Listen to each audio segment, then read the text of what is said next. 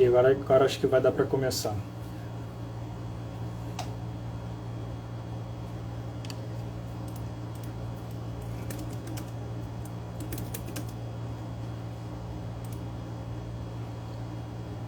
Pronto.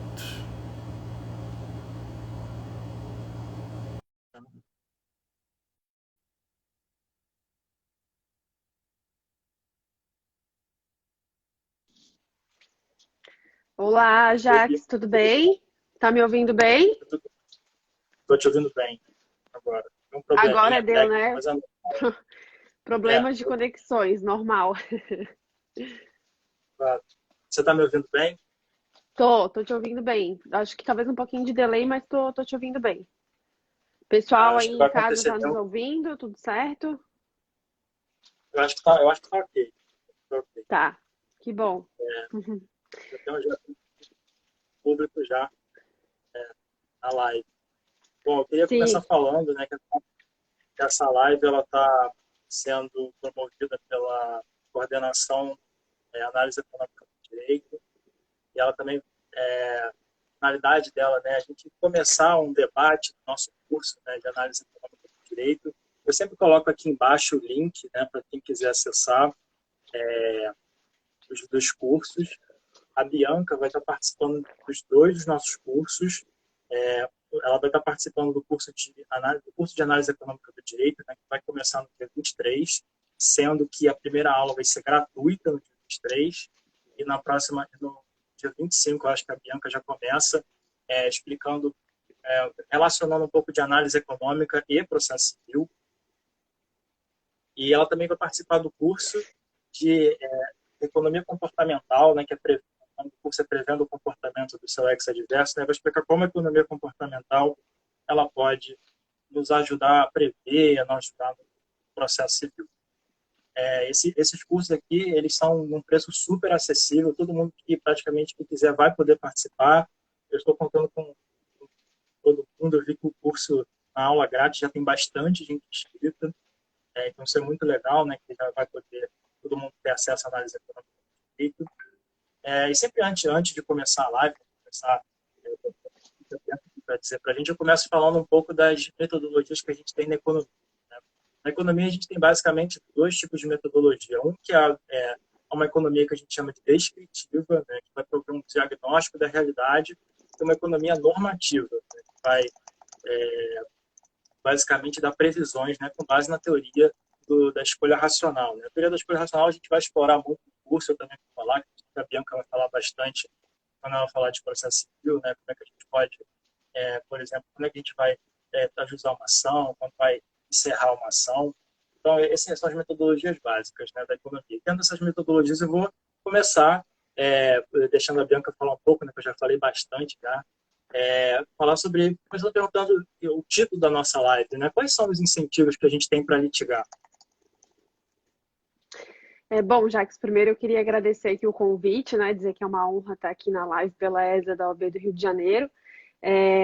Te agradeço também o convite para participar dando aula nesses dois cursos muito bacanas que a ESA, por meio da sua atuação, né, tá promovendo aí no Rio de Janeiro.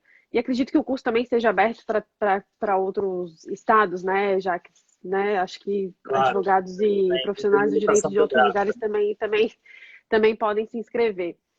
E aí te agradeço então nesse sentido aqui, é uma honra para mim, uma alegria muito grande estar aqui falando um pouquinho sobre análise econômica do direito.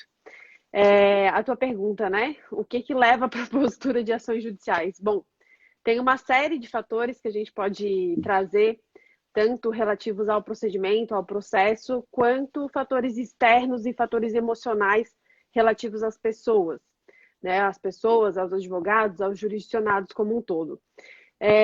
Antes de traçar alguns desses critérios, é importante mencionar que a análise econômica do direito nada mais é do que a utilização dos ferramentais da economia dentro do direito, dentro da perspectiva jurídica, para que a gente tenha uma visão um pouco mais prática e pragmática de consequências de tomada de decisão, como que ocorre a tomada de decisão do indivíduo, e de estrutura de incentivos. né? Quando eu digo estrutura de incentivos, o que leva alguém a propor uma ação, o que leva alguém a negociar, o que leva alguém a conseguir chegar numa solução consensual de um conflito, por exemplo. Então, vocês têm técnicas e estratégias da economia que você consegue trazer para dentro do direito justamente para conseguir encontrar uma solução mais eficiente. Veja, né? O direito a gente aprende o quê? Que é o dever ser, é a norma, é a regra, é aquilo que está posto e que, em tese, todos nós, toda a sociedade deveria cumprir conforme está descrito na norma. O que a análise econômica do direito faz? Ela traz aquela pílula do Matrix, sabe? E se você escolher tomar a pílula da análise econômica do direito, você vai conseguir enxergar as coisas de uma forma um pouco mais prática e pragmática, um pouquinho longe daquela dogmática apenas do que deve ser, né? A gente consegue trazer uma visão, óculos, digamos assim, lentes, para que você enxergue a realidade um pouquinho diferente daquela que está posta na norma. Então, a gente não costuma aprender na faculdade como que negocia, a gente não costuma aprender incentivos, o que leva o que você, como advogado de uma das partes, pode fazer para promover um acordo, para encontrar uma solução mais eficiente. A gente aprende procedimento, petição inicial, como é que faz, contestação, alegações finais e assim por diante, o que é uma sentença, como que se faz uma sentença, né? Então, nem o advogado, nem o juiz, nem o promotor, nem todas as pessoas, os profissionais do direito, é muito raro a gente ver na graduação, né, durante o curso de bacharelado de direito, as pessoas aprenderem esse tipo de coisa, né? Então, às vezes, por exemplo, num processo de execução, que a gente sabe que é um dos gargalos aí da justiça, né? Um processo de execução hoje em dia, em média, na justiça estadual demora em torno de 8 anos, na justiça federal demora em torno de, também mais ou menos isso, né? 6 anos por aí, segundo o último relatório do CNJ. Então, o que o juiz poderia fazer, dentro da perspectiva legal, de medidas coercitivas, fazer para que o devedor cumprisse a obrigação que está ali naquela execução? Né? Hoje em dia você tem as medidas atípicas do 139, inciso 4, você não precisa utilizar, você pode simplesmente ameaçar. Então tem eu sei que eu já estou indo longe, mas o que eu quero dizer é que a análise econômica do direito ela funciona justamente para que a gente consiga enxergar as coisas um pouquinho mais práticas e no sentido de o que leva alguém a tomar uma decisão, o que te levou, por exemplo, a formular esse curso, o que te levou a comprar o carro X ou o carro Y. Então, como que funciona mesmo a escolha das pessoas em relação às decisões que elas têm que tomar no dia a dia. E aí aqui eu me refiro desde decisões a casar ou namorar, desde decisões a ficar solteiro ou não, a qual carro comprar. Então, a gente consegue determinar não só questões jurídicas, mas questões práticas do dia a dia, né?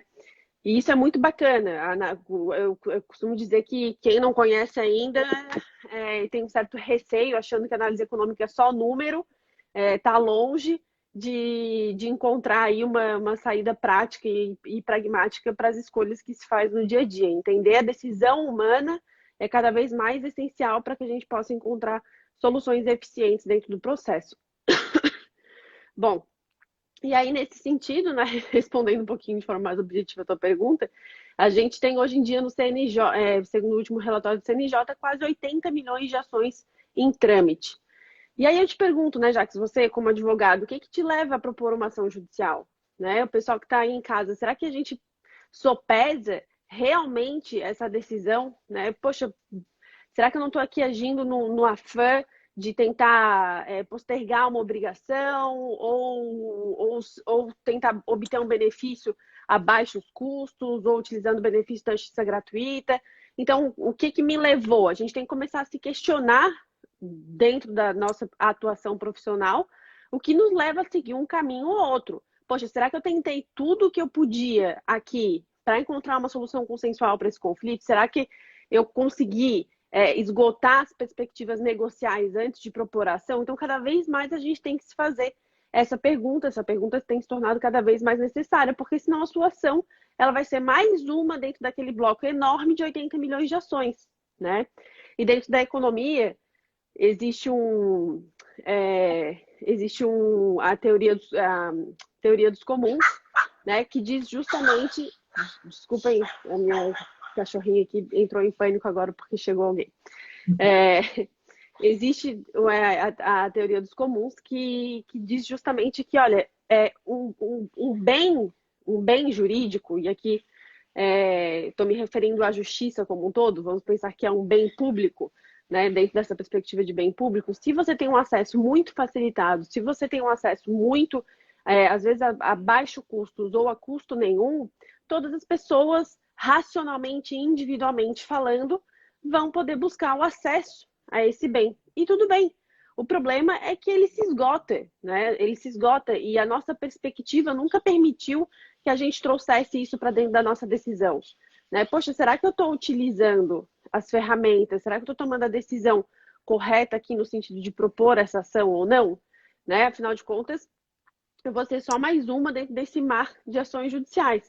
Então, alguns fatores que levam a essa forma de atuação hoje em dia exacerbada no sentido de propor diversas ações os baixos custos, né, do processo. Processo no Brasil, litigar no Brasil em geral é barato, né? Ou muitas vezes a ausência de custos e alguns outros fatores, né, que eu costumo citar, como a imprevisibilidade jurídica das decisões judiciais. E por que a imprevisibilidade jurídica? Eu vou deixar para um segundo momento para não confundir a cabeça do pessoal, mas basicamente os baixos custos, que todo mundo já ouviu falar, a ausência de critério para concessão do benefício gratuito à justiça, imprevisibilidade jurídica é um fator que fomenta a litigância por conta do viés cognitivo do otimismo, que a gente pode falar num segundo momento. E aí tem diversos outros fatores que eu poderia aqui ficar citando para a gente conversar, mas já falei demais aqui na minha fala inicial. Te passo a palavra novamente para a gente continuar o bate-papo. Não, foi ótimo. Você falou vou falar aqui basicamente 3 pontos que você falou, né? Uma questão, o que é economia, né? Que a gente tem mania de associar a economia a número, né? Isso é um grande mito da economia. Eu sempre dou um exemplo, que é o exemplo de você botar botar um alarme no seu carro, né? Isso é economia, né? Por quê? Você está aumentando o custo da pessoa roubar seu carro. Então, isso é economia. Aumentar o custo, você tomar essa atitude, uma atitude racional, você aumentar o custo de alguém para não roubar teu carro, visa atingir um fim. Então, isso basa pela economia. A economia vai entender que você está criando incentivos para que alguma pessoa não assalte seu carro. Essa é a economia. Tem uma moção de outros exemplos, mas esse exemplo é bem simples, né, para mostrar qual é o impacto da economia. Tem uma coisa importante que você falou, né, que todo mundo hoje em dia tem acesso à justiça, né? Todo mundo pode entrar no judiciário, né? Mas o problema não é a porta de entrada, né? É a porta de saída, né? Pouca gente tem acesso a uma prestação jurisdicional. E você elencou basicamente 3 causas, né? Eu acho que isso pode explicar mais ou menos, né, por que tem tantos processos no Brasil. Né? Primeiro, baixo custo, né, barato de litigar, né? E a gente às vezes tem dificuldade, né? As custas que a gente paga não dá conta, né, do custo da justiça, que é bilionário, caro o tempo da justiça. Outra coisa é a gratuidade, né, que a legislação é feita para a pessoa pedir gratuidade, ela é feita para dar gratuidade, não o contrário. Né? Esse é um caso muito excepcional, a gratuidade, não um caso muito, uma regra. E outra coisa foi, que você falou muito bem, foi a imprevisibilidade, né? É um ponto, assim, eu acho que isso consegue mais ou menos explicar, né? Então, você poderia só explicar agora por que juntando tudo isso existiriam tantos processos, por que tem 80 milhões de processos, por que o CNJ viu que tem 80, por que a gente chega nesse número tão assustador, né? Porque são 200 milhões de pessoas e o processo tem 2 partes, né? Basicamente todo mundo tem um processo na justiça, né? Isso é uma conta simples de fazer. Você vai explicar por que dado tudo isso tem tantos processos no Brasil? Então, é justamente por conta dessa estrutura de incentivos, né? Tanto as regras legais colocadas, como você mencionou, né? Basta uma declaração de hipossuficiência para que o juiz conceda o benefício da justiça gratuita. A gente sabe que essa postura tem sido modificada ao longo do tempo. Em geral, os magistrados têm exigido maiores comprovações do patrimônio da pessoa antes de conceder o benefício. Mas, te respondendo objetivamente, é por conta da estrutura de incentivos. Não é que há uma cultura própria de litigância no Brasil. É por conta da estrutura de incentivos, da forma que as regras legais, procedimentais, de custo e do próprio processo civil como um todo, do juizado especial, enfim, foram postas e colocadas para as pessoas. Então, justamente por conta desse conjunto de fatores, é que as pessoas, que racionalmente falando, às vezes se acredita que é mais vantajoso você litigar do que você ir em busca de uma propositura de um acordo, de estabelecer um acordo com a parte contrária, e assim por diante. Mas um dos fatores que eu mencionei, que é a imprevisibilidade jurídica, aí a gente consegue linkar esse fator com a economia comportamental. Né? A gente sabe que nós temos duas esferas que se complementam dentro da análise econômica do direito. A análise econômica tradicional, clássica, cujos critérios e pressupostos são as preferências estáveis, é a racionalidade e é a maximização da utilidade. O que eu quero dizer com isso?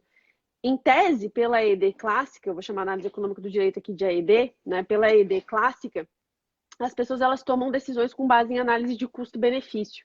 E se deixa de lado nessa análise qualquer fator subjetivo ou emocional que leve a pessoa para um caminho diferente. Né? Então, nós seríamos maximizadores da utilidade das nossas decisões. Ou seja, se eu estou buscando mais economia, qual decisão que me traz mais economia? Se eu estou buscando mais benefício, qual me traz benefício? Se eu estou buscando mais alegria, mais prazer, qual escolha dentro desse contexto atingiria a utilidade que eu estou buscando para essa tomada de decisão? E são esses os critérios. E a análise econômica clássica e tradicional, ela busca simplificar o processo de tomada de decisão para encontrar padrão de conduta das pessoas, de comportamento, como que as pessoas se comportam, como que o mercado se comporta se eu aumentar o preço dos produtos, o que as pessoas vão fazer, e se eu abaixar, e se eu retirar um imposto. Então, é para isso que serve a análise econômica clássica tradicional, simplificação de comportamento para encontrar padrão de conduta. Por exemplo, a lei da demanda e da oferta, né? O exemplo que a gente consegue extrair aí da ED clássica. E aí, a partir da década de 60, isso tudo foi evoluindo e foram sendo inseridos aspectos psicológicos e subjetivos, advindos da neurociência, de experiências práticas feitas com pessoas, para dizer que, olha, as preferências não podem ser pré-estabelecidas, as pessoas têm preferências diferentes, né? E as pessoas têm emoções e têm valores subjetivos que influenciam na tomada de decisão. Né? Então, nós não somos apenas homem econômico, como colocado pela ED clássica. Nós temos fatores psicológicos que influem na escolha que nós fazemos no dia a dia. E aí, o que aconteceu? A ED comportamental ela veio a somar as premissas estabelecidas pela ED clássica. Né? Então, hoje em dia, desde a década de 60, com Herbert Simon, Daniel Kahneman, aquele livro Rápido e Devagar, por exemplo, Duas Formas de Pensar, que nós temos 2 sistemas cognitivos, isso a gente pode tratar num segundo momento e na aula que a gente vai ter aí na ESA, nós temos fatores psicológicos que influem na tomada de decisão. E o que isso tem a ver com a imprevisibilidade jurídica que nós vivemos no Brasil? Bom, existe um viés cognitivo, que é o viés do otimismo, que diz que nós, em geral, pessoas, seres humanos, somos otimistas. Né? Nós acreditamos que nós vamos ser bem-sucedidos profissionalmente, nós acreditamos que os nossos filhos serão os melhores, nós acreditamos que a nossa saúde vai ser sempre impecável, que a nossa família vai estar sempre aí. Então, nós somos geneticamente programados para sermos otimistas e não pensarmos muito em catástrofes, né?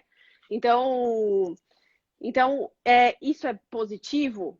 Pessoalmente falando, isso é positivo, traz resiliência, melhora a saúde da pessoa, traz disciplina, né? Você acreditar que você vai atingir um objetivo, em geral, é melhor do que você acreditar que não vou conseguir, aí você deixa de fazer o que precisa. Então, ser otimista é bom. O problema é quando a gente é otimista em relação ao processo, em relação aos conflitos. Por que eu digo isso? Se nós acharmos sempre que nós vamos ganhar, porque nós vamos ganhar e porque nós estamos em posição de vantagem, isso nos traz uma perspectiva de ganho. Eu acho que eu posso ganhar essa ação. Por quê? Porque se cair na vara X, eu consigo. Se cair na vara Y, eu não consigo, porque esse juiz tem um entendimento diferente, mas eu posso recorrer para o Tribunal de Justiça, tentar reformar essa decisão, posso chegar até o STJ e é barato mesmo, então eu posso propor essa ação, ou seja, você tem um baixo custo, muitas vezes, e você vislumbra um futuro potencial ganho daquela demanda daquela ação, né? Ainda que demore muitas vezes uma década para você obter o que a parte está querendo. E essa forma de pensamento, ela é fomentada pela imprevisibilidade jurídica. A incerteza e o otimismo são duas grandezas diretamente proporcionais. Quanto mais eu estiver inserida dentro de um ambiente de incerteza, maior vai ser a minha crença de que eu vou poder extrair algum benefício dessa situação, desse cenário. Então, muitas vezes, aliados às fatores que eu mencionei antes, ser otimista dentro do conflito leva à litigância, leva à propositura de ação judicial, porque a ação judicial, nesse sentido, é um empreendimento de risco. E quando eu acho que eu vou ganhar alguma coisa, eu arrisco, né? Eu arrisco no sentido de arriscar mesmo, tá? Então, por isso que eu mencionei aqui a imprevisibilidade jurídica como um dos principais fatores, sem dúvida nenhuma, sob a perspectiva da análise econômica comportamental que leva à litigância. Não, sensacional sua análise, realmente é um otimismo com imprevisibilidade, né? A gente chama aqui muitas vezes de loteria, né? Você pode sair qualquer resultado, né? Agora, dois casos, tem duas ou três casos, com três casos, três respostas completamente do Poder Judiciário. Isso é muito interessante, né? Às vezes é um comportamento do próprio Poder Judiciário que incentiva ter um excesso de ações, né? E outra coisa que eu queria falar, que eu quase ia me esquecendo, que hoje é o último dia da promoção do nosso curso de análise econômica do direito. Então, quem quiser se inscrever e pagar metade do preço, tem que ir lá no site da ESA e comprar até o final do dia, né? Porque amanhã já vai, o curso já vai passar para o preço normal, né? Embora ainda continue acessível, né? Mas já vai passar para o preço normal. E também lembrando que o curso de análise econômica do direito, eu vou disponibilizar os links aqui nos comentários, mas para você explicar, para quem quiser se inscrever mesmo, vai ter que acessar o site da ESA, né? E normalmente os links também ficam na bio do Instagram da ESA. Também não esquecer, né, que essa matéria de economia comportamental, a gente vai ter um curso só disso, né? Vão ter duas aulas, a primeira vai ser com a Bianca, a segunda vai ser com o Daniel, que já fez uma live aqui com a gente, né, que vai ser um curso super legal, economia comportamental. Quando eu comecei a estudar, eu vi que é completamente esclarecedor, né? Você começa a entender, ver o mundo de outra forma, né? Exato. Um dos exemplos é o exemplo exatamente do otimismo, né? O otimismo que a gente tende a, basicamente, né, a superavaliar as nossas chances de êxito no processo, e tudo na vida, né? Até estudos que casais, né, que você vai perguntar para o homem ou para a mulher, ou quem seja, né, a primeira parte do casal, você vai perguntar as tarefas de casa, sempre vai tender a achar que faz muito mais do que o outro, né? Isso é uma coisa, é sempre uma questão do otimismo, né? Da gente ter uma visão, vamos dizer assim, tendenciosa da nossa própria, do nosso próprio desempenho, né? Isso é uma questão muito interessante, que vai ser abordada no curso, né, com a Bianca, e está super interessante. Assim, economia comportamental, a Bianca citou dois livros aqui fundamentais, né? Rápido e Devagar, do Daniel Kahneman, né? Rápido e Devagar Demais, né? Como é que você diz? Rápido e devagar, duas formas de Rápido e pensar. Devagar. Isso, Rápido e Devagar, duas formas de pensar. Também tem uma série de outros livros, né? Tem livros que também são bem em conta no site da Amazon. A gente vai dar várias dicas de literatura, né? Tem muita coisa em português já, né? Praticamente tudo hoje em dia está traduzido, e não sei, hoje em dia, pelo menos na Amazon, os livros traduzidos são até mais baratos que na versão original.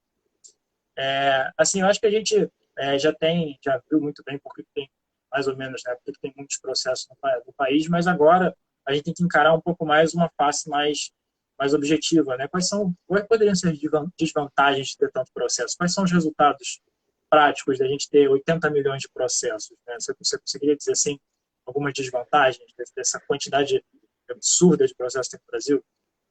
Bom, o resultado prático é justamente, acho que o principal resultado prático é a demora, né? A demora na resolução do problema, a demora na resolução do processo. Hoje em dia, juntando o processo de conhecimento com o processo de execução, pelo último relatório do CNJ, basicamente você demora uma década para obter o benefício esperado com a propositura daquela ação. É uma década, né? Então é bastante tempo.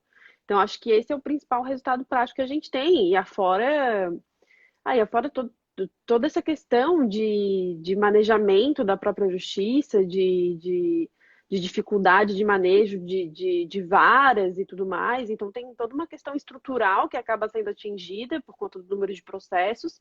E também essa questão, e principal questão para os jurisdicionados, que você tem uma demora exacerbada na resolução do problema, né? Certamente. A gente tem uma das culpas da morosidade do Poder Judiciário, eu acho que é uma das principais causas, né, esse excesso de processos que tem, né? Realmente a gente vai ter. E é importante que a justiça, né, bem ou mal, a gente está falando de processo, né, é uma parte da democracia, né, uma parte de entregar direitos à população. Né? A gente está retardando a entrega de direitos, coisa muito, extremamente, né? O Poder Judiciário é um poder constituído da República. Né? A gente precisa tratar o Poder Judiciário assim, de uma maneira com a finalidade institucional para que ele foi criado, né? Que é para fazer prevalecer direitos, para cumprir direitos, para cessar a ameaça ou a ameaça de lesão ou a lesão a direitos. Né? Acho que é fundamental a gente tentar, né, tentar reduzir, né, a quantidade de processos que a gente tem na justiça, porque realmente a gente vai fazer com que os direitos, não entreguem direito às pessoas, né, o que é fundamental. Principalmente em um momento como a gente está vivendo, né, que a gente precisa, cada vez mais, a gente está precisando de direitos. E outra coisa também que eu também vejo, né, que é o negócio que a gente diminui um pouco a utilidade esperada, né, dos direitos. Né? Por exemplo, tem um contrato, e aí você vai esperar 10 anos para que o judiciário cumpra. A parte descumpre o contrato e vai ter que esperar 10 anos. Né? Obviamente, o valor que o contrato para você vale muito menos, né? Se tivesse um judiciário rápido. Né? O judiciário rápido, ele tem estudos até que mostram que aumentaria o PIB brasileiro. Aumentaria substancialmente, vamos dizer assim, acho que eu li 10% já. Imagina aumentar o PIB brasileiro já, vamos dizer assim, é bem grande já, né? Imagina se aumentar mais 10%. Né? É um número que é muito bem-vindo, principalmente nesse período. E agora a gente já viu mais ou menos quais são as causas do problema, né, as consequências, e agora uma pergunta propositiva, né, para a gente ver, entrando na análise mais normativa, né, o que a gente pode fazer para reduzir os incentivos para litigar? O que a gente pode, quais são as nossas ferramentas? Né, como é que a economia poderia nos ajudar a reduzir o número, essa litigiosidade dos processos? Eu acho que a principal maneira é mudar a forma de pensamento e de visão das pessoas sobre o litígio e sobre o que leva elas a seguirem determinados caminhos. Né? Eu acho que esse vai ser o grande trunfo aí da análise econômica do direito, com a expansão, com o uso dessa ferramenta, das ferramentas da economia, é justamente mudar a consciência ou conscientizar as pessoas daquilo que elas estão fazendo, daquilo que elas estão se propondo a fazer, a tomada de decisão propriamente dita dentro do processo ou dentro do conflito. Né, e buscando cada vez mais uma solução negociada. Hoje em dia, você propor uma ação judicial diante de todo esse contexto tem que ser a última das últimas opções. Né? Então, a gente tem que passar a ter essa consciência para buscar cada vez mais soluções eficientes. Acho que esse é o principal objetivo que a gente pode traçar. Né, realmente, a gente tem que pensar em fazer soluções negociadas. Também a gente pode, às vezes, pensar em outros pontos. Né? Às vezes, aumentar as custas, né, do Poder Judiciário, né, tornar um pouco mais caro para a pessoa. Pessoalmente falando, eu não sou de forma alguma contrária à retirada do benefício do acesso gratuito ao judiciário. O que eu acho e penso que acredito que deveria ser feito é a inserção de critérios legais para que o magistrado tenha parâmetros melhores para decidir do que uma simples declaração de hipossuficiência. E é super comum. Oi, Marcelo, tudo bem? Obrigada.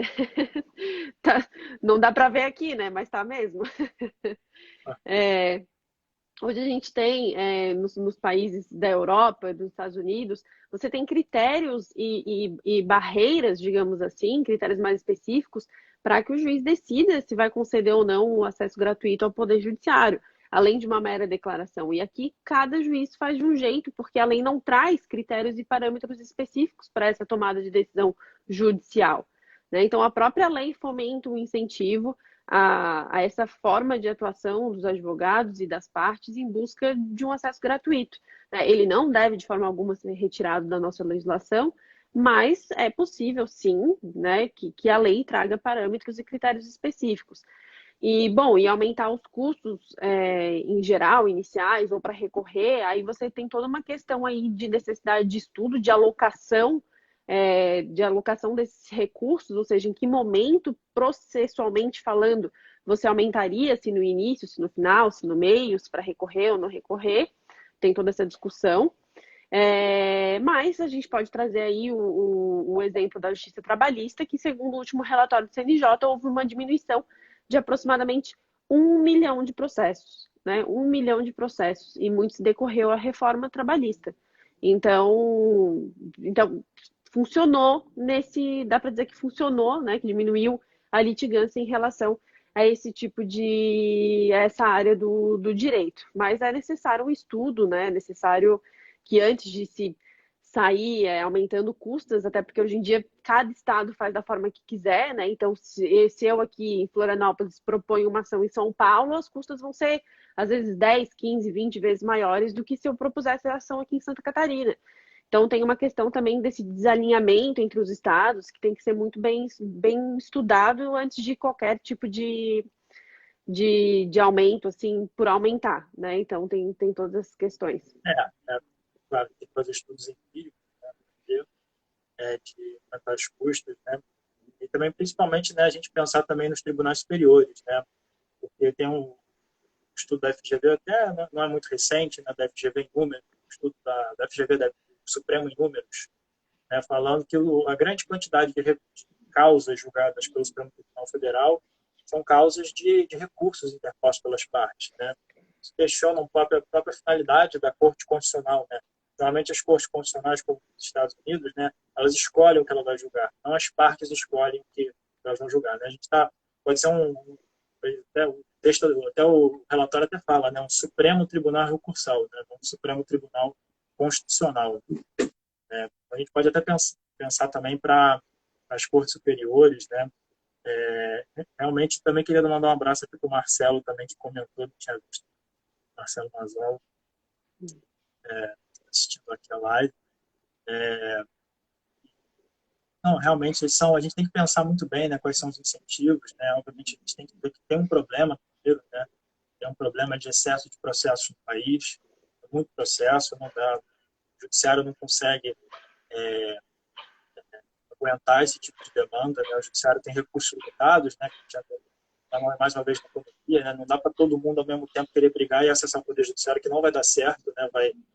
Como você falou, um recurso comum, né? Um recurso que quanto mais você usa, menos o judiciário tem utilidade, né? Uma questão, né, que a gente vai abordar a gente vai abordar bastante na aula, né? O que é um recurso comum, o que caracteriza um recurso comum, né? Por que o judiciário é considerado um recurso comum, né? Basicamente porque ele é quanto mais você usa, menos você aproveita, né? Como se fosse um lago de peixes, né? Quanto mais você pesca, menos peixe vai ter, né? Então, é mais ou menos um exemplo do poder judiciário. A gente viu que o tempo, a gente a gente conversou bastante, né? Já deu para a gente dar aquele gostinho, né, do que vai ser o curso, né? Lembrando que hoje é o último dia para você se inscrever e ganhar o desconto de metade do preço no curso de análise econômica do direito. Eu vou disponibilizar mais uma vez o link abaixo, né? Mas obviamente, se você quiser se inscrever, você vai ter que ir no site da ESA. Está muito legal, né? E também tem uma aula gratuita, né, que vai ocorrer no dia 23, que eu vou apresentar o curso, né? E a Bianca vai ficar com a aula do dia 25 e a aula do dia, vou lá, a aula do dia 19 de abril, né, que vai falar sobre prevendo o seu comportamento do ex-adverso na economia comportamental. A Bianca já começou a falar de economia comportamental.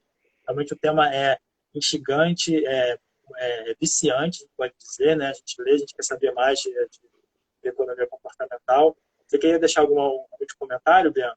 Coisa? Só te agradecer, Jacques, aqui pela oportunidade. e dizer para o pessoal aproveitar mesmo os cursos que a ESA do Rio de Janeiro está promovendo, estão muito bacanas. Os 2 cursos que eu vou participar, realmente eu vou tratar de todas as questões que a gente falou aqui com muito mais profundidade. Então, queria te agradecer especificamente aqui pela oportunidade de já adiantar um pouquinho para o pessoal do que a gente vai tratar no nosso curso. Não, claro, você é sempre muito bem. Eu sei que vai ser um curso excelente e a E Bianca qualquer dúvida vai dar também que o uma pessoal super. tiver, né? Qualquer dúvida que o pessoal tiver aí, eu estou à disposição. Realmente a Bianca veio para agregar muito no curso. Ela vai estar a segunda aula desse curso de análise econômica de direito aplicada, e vai dar a primeira aula do curso de Prevendo o Comportamento do Equidverso. É um preço bem acessível para todo mundo, realmente, para todo mundo aprender análise econômica, para ver que vai ser no futuro. Eu acho que vai ser grande, a grande área de estudo, né? Né? Já é nos Estados Unidos, né? Mas acho que no Brasil vão pegar vai deslanchar essa, essa matéria. Eu também queria agradecer, Bianca, também por você ter aceitado o convite de participar dessa live dos cursos. Eu estou muito animado com todos esses cursos. Queria agradecer você também. Acho que eu espero que seja um sucesso. Será, né? Então tá bom, Jaque. Tá bom. Obrigada. Agradeço o pessoal que está nos acompanhando aí. E qualquer dúvida, pessoal, estou à disposição, viu? Mais uma vez. Até mais. Tchau, Tudo tchau, bem. Jaque. Tchau, tchau, gente. Tchau, tchau.